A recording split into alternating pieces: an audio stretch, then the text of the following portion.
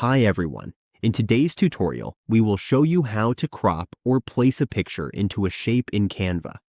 This is a great way to make designs more creative and visually appealing by fitting images into circles, frames, and other shapes. Let's get started.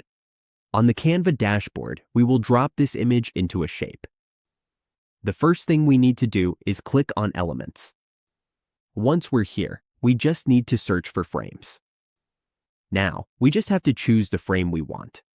For example, this one here.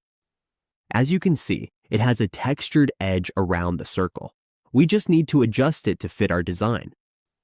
To put the picture into this shape, all we have to do is drag the image into the frame.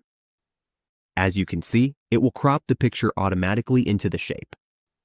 And that's how we can crop or place a picture into a shape in Canva.